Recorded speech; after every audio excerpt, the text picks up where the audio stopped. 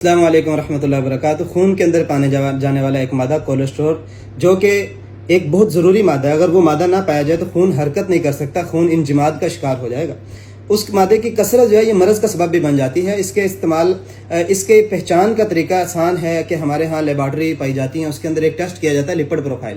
Lipid profile کے اندر انسان کو کولیسٹرول، ٹرائیگلیسیرائڈ کی مقدار کا پتہ چل جاتا ہے۔ اگر یہ حد سے زیادہ بڑی ہوں، اس کی نارمل مزاج ہوتا ہے 200، اور اگر اس سے اوپر چلی جائے تو یہ جسم کے اندر خون کو گاڑھا بھی کر دیتا ہے، اور اس کے بعد ہاتھ پاؤں سن ہونا شروع ہو جاتے ہیں۔ کولیسٹرول ایک ایسی مرض ہے جو کہ ہارٹ اٹیک اور اس کے علاوہ فالج کے اسباب کے اندر بھی شمار کی جاتی ہے، اور اس کا بہترین علاج کولیسٹرول ایک عام مرض ہے جو نوجوانوں کی خوراک کی بد پرہیزی کی وجہ سے بہت کثرت سے آج کے معاشرے میں پایا جاتا ہے۔ اور اس کا آسان حل، اگر آپ کولیسٹرول کو حل کرنا چاہتے ہیں اور اس مرض کو آپ اس سے چھٹکارا پانا چاہتے ہیں، تو اس کے لیے کالی مرچ اور اس کے ساتھ زیرہ، اس کے کاوے کو استعمال کریں، یا اس کے ساتھ ایک سفوف بنایا ہوتا ہے جو ہمارے دواخانے سے الحمدللہ بہت اچھے تجربے کے ساتھ ہم نے ازمودہ طور پہ کولیسٹرول کو کم کرنے کے لیے استعمال کیا ہے۔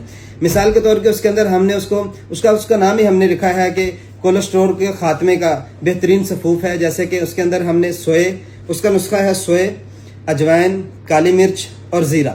یہ چیزیں جو استعمال کرنے سے کولیسٹرول نارمل ہو جاتا ہے۔ اور اس کے علاوہ ایسی چیزیں جو آئلی چیزیں ہیں یہ کولیسٹرول کو بڑھاتی ہیں، جن کا کولیسٹرول حد مقدار سے بڑا ہوا ہے، جن کو یہ پتا ہے کہ ہمارا کولیسٹرول اپنی نارمل مزاج سے اوپر گیا ہوا ہے، نارمل مقدار سے اوپر گیا ہوا ہے، ان کو چاہیے کہ وہ آئلی چیزوں سے پرہیز کریں۔ خاص طور پہ جو یہ آج کل پام آئل آ رہا ہے، یہ جو آج کل ریفائن آئل استعمال ہوتا ہے خوراکوں میں، یہ کولیسٹرول کو بہت زیادہ بڑھا دیتا ہے، اور اس کی وجہ سے خون کے امراض شروع ہو جاتی ہیں۔ اسی لیے ان آئلوں سے بھی بچیں، اور اگر آپ کو کولیسٹرول ہے تو آپ اپنے کعبے میں کالی مرچ، زیرہ اور اس کے ساتھ پودینہ، ان تین چیزوں کو لازمی کعبے میں رکھیں۔ اس سے انشاءاللہ کولیسٹرول نارمل ہو جاتا ہے اور خون کی صفائی بھی ہو جاتی ہے۔ السلام علیکم ورحمۃ اللہ۔